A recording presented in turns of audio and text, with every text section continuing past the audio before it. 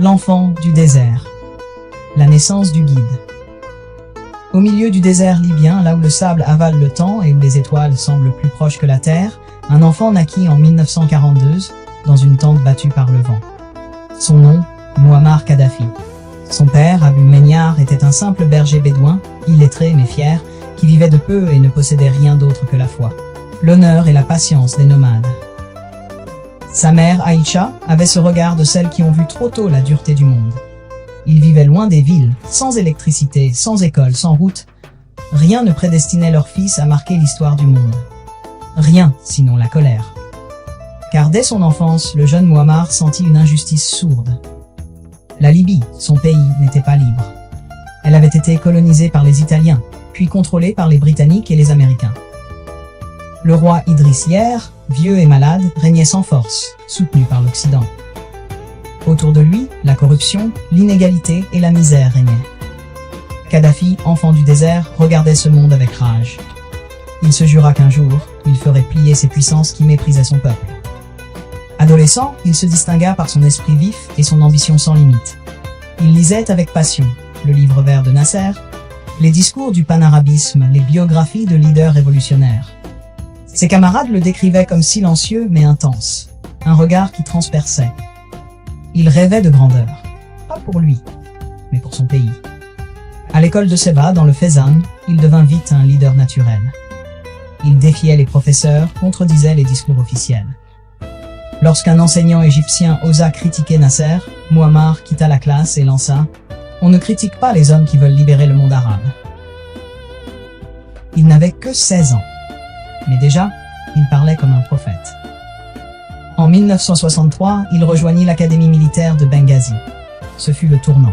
Dans ces couloirs gris, parmi les uniformes et les cris d'instructeurs, naquit un cercle secret. Les officiers unionistes libres. De jeunes soldats, modestes mais enragés, qui rêvaient de renverser la monarchie. Ils s'inspiraient du coup d'État de Nasser en Égypte, 12 ans plus tôt. Et Kadhafi, bien qu'encore capitaine, en devint le cœur battant. Chaque soir, ils se réunissaient dans des chambres discrètes, rédigeant des plans, dessinant des cartes, jurant de mourir pour la révolution. Kadhafi leur parlait avec un feu que rien n'éteignait. Nous ne prendrons pas le pouvoir pour nous. Nous le prendrons pour rendre le pouvoir au peuple. Ces mots galvanisaient. Son regard ne tremblait jamais. Et dans le silence de la nuit libyenne, le destin commença à s'écrire. Le 1er septembre 1969, à l'aube, alors que le roi Idriss se trouvait en Turquie pour un traitement médical, Kadhafi et ses compagnons passèrent à l'action. Les chars encerclèrent les casernes. La radio nationale fut prise d'assaut. En quelques heures, sans un coup de feu, la monarchie tomba. Un jeune capitaine de 27 ans venait de renverser un roi. À la radio, une voix ferme résonna. Le régime corrompu est tombé. La Libye est désormais libre et indépendante. Le monde entier écouta, sans comprendre. Qui était ce jeune inconnu au ton grave? Les diplomates parlèrent d'un coup d'État militaire. Mais pour le peuple, c'était un miracle. Le fils du désert venait de libérer la nation. Rapidement, Kadhafi s'imposa comme le chef incontesté du nouveau régime. Il abolit la monarchie, proclama la République arabe libyenne et plaça la révolution sous le signe de l'islam et du nationalisme. Dans ses premiers discours, il promettait justice, égalité et souveraineté. Il parlait avec le charisme d'un prophète et l'assurance d'un roi. Pour les Libyens, il était jeune, pur et incorruptible. Pour les puissances étrangères, il était un mystère inquiétant.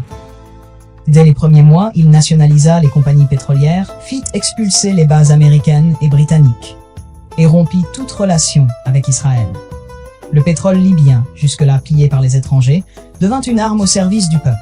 Les revenus furent utilisés pour construire routes, écoles, hôpitaux. Les villages bédouins virent arriver l'électricité. Les familles pauvres purent accéder à la santé et à l'éducation gratuite. La Libye, autrefois méprisée, devint en quelques années l'un des pays les plus prospères d'Afrique. Mais derrière la ferveur révolutionnaire, Kadhafi changeait. Plus le pouvoir grandissait, plus son autorité devenait absolue. Il s'autoproclama guide de la révolution. Pas président, pas roi, mais guide, celui qui montre la voie, celui qui ne se trompe pas. Et dans ce titre, tout était dit. Il refusa la démocratie occidentale, la jugeant corrompue. Il rejeta le communisme, trop athée. Alors, il inventa sa propre idéologie, la troisième voie. Un système politique unique au monde, résumé dans son ouvrage, le Livre vert. Dans ce livre, il expliquait que les peuples ne devaient plus être gouvernés par des partis, mais par eux-mêmes. Que la démocratie représentative n'était qu'un mensonge.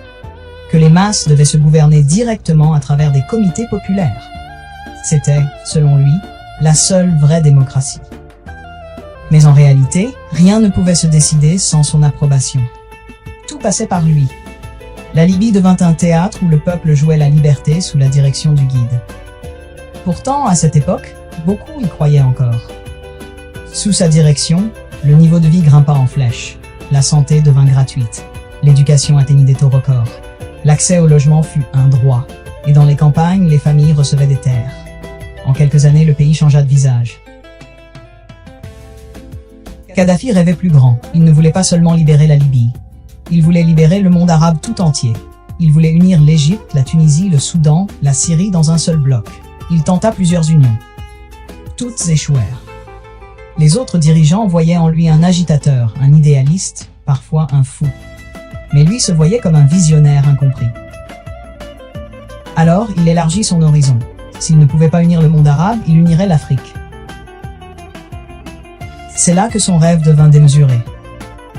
Il voulait un continent libéré du néocolonialisme, une Afrique puissante, indépendante du dollar, de la France et des États-Unis. Il finança des mouvements de libération en Afrique du Sud, au Tchad, au Congo, au Libéria. Il soutenait Mandela, Sankara et d'autres révolutionnaires. Son argent coulait dans les guérillas du monde entier. Pour l'Occident, il devenait un parrain du terrorisme. Pour l'Afrique, un héros panafricaniste. Mais derrière les grands discours, le pouvoir corrompait. Les prisons se remplissaient d'opposants. Les universités étaient surveillées. Les exécutions publiques devinrent des spectacles télévisés. Les rires autour du guide étaient ceux de la peur. Personne n'osait le contredire. Et dans son palais de Bab al-Azizia, Kadhafi se convainquait que tout complotait contre lui. Les Américains, les Français, les Israéliens, même ses ministres. Cette paranoïa se traduisait dans sa garde rapprochée. Des femmes soldats, formées pour le protéger, loyales jusqu'à la mort. Leur présence fascinait le monde et renforçait la légende du guide insaisissable, mi-roi, mi-prophète. Son image, entre mystique et mégalomanie, s'étendait au-delà de la Libye. Les uns l'admiraient, les autres le craignaient, mais personne ne pouvait l'ignorer. L'âge d'or et l'ombre du pouvoir. Les années 1970 furent celles de la gloire. Le jeune capitaine devenu guide imposait sa marque. La Libye, naguère poussiéreuse et oubliée, se couvrait d'immeubles, de routes, d'universités flambant neuves. L'argent du pétrole coulait à flot, et le monde entier enviait la richesse soudaine de ce pays sorti du désert. Les Libyens, pour la première fois de leur histoire, vivaient dans l'abondance. Et au centre de tout, il y avait lui.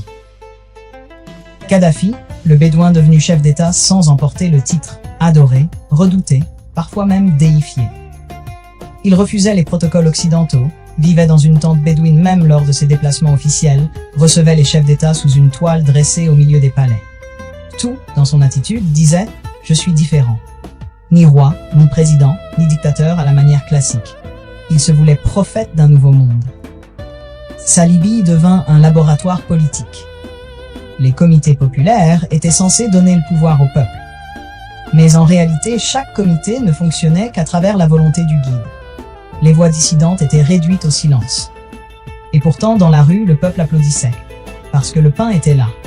Parce que la santé et l'éducation étaient gratuites. Parce que la pauvreté avait reculé. Et puis, il y avait l'orgueil. Kadhafi avait rendu sa dignité à un peuple qu'on disait condamné à la misère. Les Libyens le regardaient comme on regarde un père sévère, mais juste. Un homme qui frappait fort, mais toujours pour le bien de la maison. Dans le monde arabe, son nom faisait trembler les palais. Il finança les palais. L'influence grandissait, plus ses ennemis se multipliaient. Les États-Unis, en particulier, le considéraient comme un danger pour la stabilité du Moyen-Orient. Et lui, loin de fuir l'affrontement, provoquait. Il insultait publiquement les présidents occidentaux, ridiculisait les rois arabes et prêchait contre les chiens de l'impérialisme. Il soutenait les Irlandais de l'IRA, les rebelles des Philippines et même les mouvements révolutionnaires en Amérique latine. Pour Washington, c'en était trop. Muammar Kadhafi devint l'homme à abattre. En 1991, les tensions atteignirent leur paroxysme. Les États-Unis accusèrent la Libye de financer des attentats contre leurs intérêts. Ronald Reagan, nouveau président américain, le surnomma publiquement le chien fou du Moyen-Orient. Kadhafi, furieux, répondit à sa manière. Il traça une ligne imaginaire dans le golfe de Sirte et déclara que quiconque la franchirait entrerait en guerre contre la Libye. L'US Navy franchit la ligne. Des missiles furent tirés. La Libye répondit. Les avions américains bombardèrent ses positions. Le monde retint son souffle. Kadhafi survécut, mais l'affrontement ne faisait que commencer. Le 5 avril 1986, un attentat frappa une discothèque de Berlin fréquentée par des soldats américains. Washington accusa immédiatement la Libye. 9 jours plus tard, l'armée américaine lança l'opération Eldorado Canyon, une attaque aérienne massive contre Tripoli et Benghazi.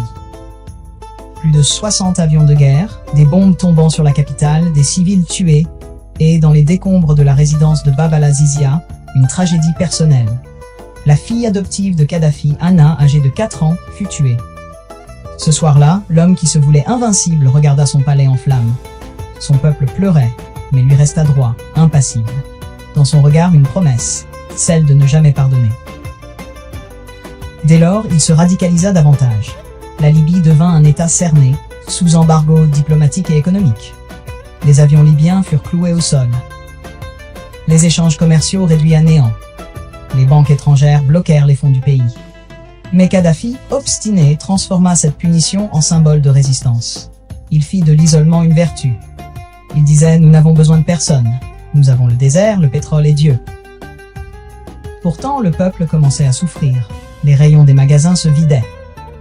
Les pièces détachées manquaient. La jeunesse, de plus en plus éduquée, voyait ses rêves se briser dans un pays enfermé sur lui-même. Mais personne n'osait se plaindre. Car en Libye, se plaindre du guide, c'était s'exiler ou disparaître. Dans les années 1990, l'Occident le frappa là où il faisait mal, son prestige. 2 attentats allaient sceller la réputation internationale du guide. Le vol Pan Am 103, qui explosa en plein vol au-dessus de Lockerbie en Écosse en 1988, faisant 260 morts.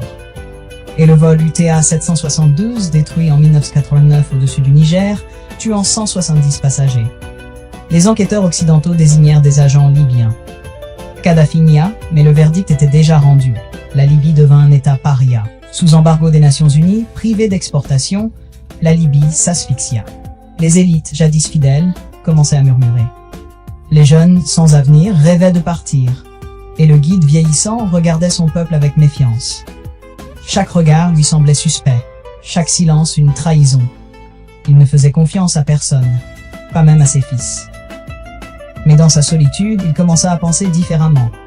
Peut-être qu'il avait été trop loin. Peut-être qu'il était temps de se racheter. Alors, à la fin des années 1990, Kadhafi opéra une manœuvre inattendue.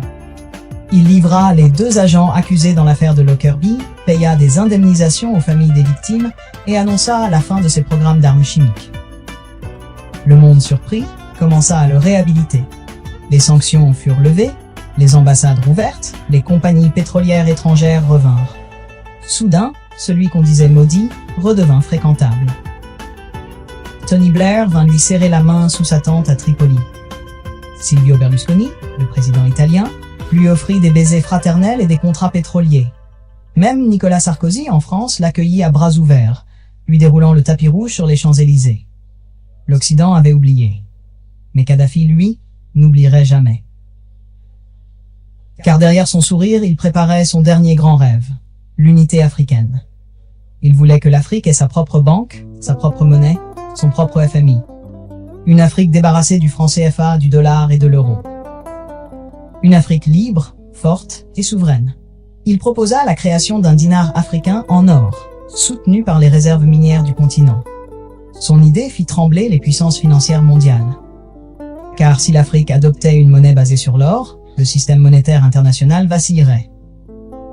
Il réunit des dizaines de chefs d'État africains à Sirte, les exhortant à s'unir. Et beaucoup l'écoutèrent. Il finança l'Union africaine, des satellites de communication, des routes, des écoles, des hôpitaux à travers tout le continent. Dans plusieurs pays, il était perçu non comme un tyran, mais comme un père. Un visionnaire prêt à tout donner pour l'indépendance des siens. Mais cette ambition allait signer sa perte. Car l'Occident le regardait à nouveau avec méfiance. Son influence en Afrique grandissait trop vite. Son projet de banque panafricaine inquiétait les institutions de Washington, de Paris et de Londres. Et lorsque le printemps arabe éclata en 2011, c'était le moment parfait pour l'effacer. La Tunisie venait de tomber, l'Égypte s'était soulevée. En Libye, premières manifestations éclatèrent à Benghazi. Au début, Kadhafi ne prit pas cela au sérieux. Il croyait à une manipulation étrangère orchestrée par la CIA et Al Jazeera. Mais le feu prit. Et très vite, ce qui n'était qu'un cri de colère devint une guerre civile. Le guide, à 69 ans, refusa de fuir. Il répétait à ses proches « Je suis né ici, je mourrai ici ». Et ainsi commença sa dernière bataille. La chute du guide. Le dernier souffle du lion. L'année 2011 s'ouvrit sur des vents de révolte. De Tunis au Caire, des foules brisaient le silence de décennies d'oppression. Les réseaux sociaux s'enflammaient. Les régimes tombaient les uns après les autres. Et dans ce tumulte, la flamme atteignit Tripoli. Au début, le guide ne crut pas à la menace. Dans sa tente de Bab al-Azizia, il riait en écoutant les rapports de ses officiers. Quelques jeunes manipulés par l'étranger, disait-il. Des cafards payés par Al-Qaïda et la CIA. Il pensait que la peur suffirait à ramener le calme. Mais il ne comprit pas que la peur avait changé de camp. À Benghazi, la contestation enfla. Les drapeaux verts de la Jamaïria furent brûlés. Les comités populaires s'effondrèrent. L'armée se divisa. Et dans les rues, des milliers de Libyens criaient « Le peuple veut la chute du régime ». Des slogans qu'il avait entendus en Égypte, en Tunisie, retentissaient maintenant dans sa propre capitale. Pour lui, c'était une trahison impensable. Le peuple qu'il avait nourri, éduqué, protégé. Ce même peuple, il le voyait désormais dans la rue, le maudissant. Alors il frappa. Il envoya ses troupes, ses chars, ses avions. Les manifestants furent bombardés à chute, mais sa mort. Il apparut à la télévision, le visage vieilli, mais la voix toujours ferme. Je ne quitterai pas la terre de mes ancêtres. Je mourrai ici, en martyr. Ce jour-là, il comprit que son destin était scellé. Pendant des mois, la guerre ravagit. D'autres changèrent de camp. Ses fils, autrefois arrogants, se dispersèrent. Saïf al-Islam tentait de sauver l'image du régime, tandis que Muatassim et Khamis prenaient la tête des forces loyalistes. Mais le cercle se refermait. Tripoli tomba en août. Les rebelles entraient dans la capitale sous les applaudissements de la foule. Bab al-Azizia, son bastion, fut pris d'assaut. Son palais, symbole du pouvoir absolu, fut pillé, dévasté, profané. Les chaînes de télévision montrèrent les foules déchirant les portraits du guide. Le monde entier regardait. L'homme qui avait défié les rois, humilié les présidents, se retrouvait traqué.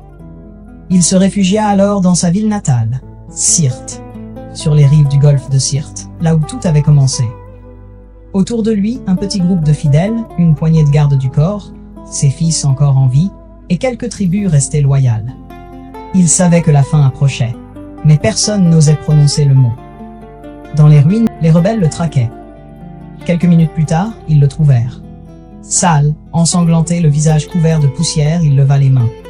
Autour de lui, les cris, les insultes, les coups. Certains voulaient l'arrêter vivant. D'autres exigeaient sa mort. La scène fut filmée sur des téléphones portables. Des images tremblantes, floues, insoutenables. Le guide qu'on disait invincible fut battu, humilié, exécuté. Son corps fut traîné dans les rues, exposé dans une chambre froide de Misrata. Le monde entier vit sa fin. Un règne de 42 ans venait de s'achever dans la poussière. Mais l'histoire ne s'arrête pas à la mort d'un homme. Car après lui, il n'y eut ni paix, ni liberté, ni prospérité. Il n'y eut que le chaos. Les tribus se déchirèrent.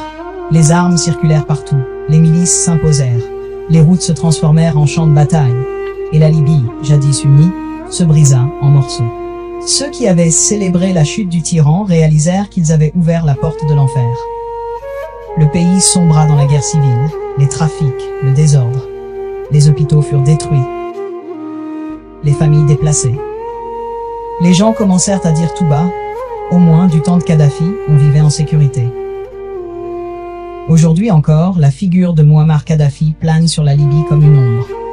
Pour certains, il reste un monstre, Un despote sanguinaire, responsable de milliers de morts, de répression, d'arrestations arbitraires. Pour d'autres, il fut un visionnaire, un patriote, un homme qui voulait libérer l'Afrique et que le monde a détruit. Il faut dire qu'il était tout cela à la fois. Un génie et un fou.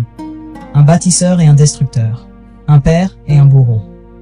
Un homme né du désert, qui croyait pouvoir plier le monde à sa volonté. Sa vie est celle d'un paradoxe. Un révolutionnaire devenu dictateur, un bédouin devenu milliardaire, un prophète d'égalité devenu symbole du pouvoir absolu. Mais plus encore, Kadhafi fut l'incarnation d'une idée, celle de la liberté dans son excès. Une liberté sans limite, sans contre-pouvoir, sans frein. Et comme toutes les flammes trop fortes, elle finit par se consumer elle-même. Dans les ruines de Sirte, là où il rendit son dernier souffle, le vent souffle encore. Il emporte la poussière et les souvenirs.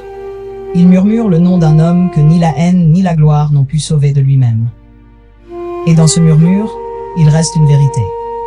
On peut conquérir le pouvoir, on peut gouverner les hommes, on peut posséder la terre entière, prendre ce qu'il a donné. Et Muammar Kadhafi, fils du désert, l'a appris dans la poussière d'un conduit d'égout, là où finissent les rois qui se prennent pour des dieux. Ainsi s'éteignit l'un des hommes les plus fascinants et controversés du XXe siècle. Un homme qui voulait libérer son peuple, et qui finit prisonnier de son propre rêve. Un homme qui voulait bâtir une nation éternelle, et qui ne laissa derrière lui que le souvenir brûlant d'un empire de sable.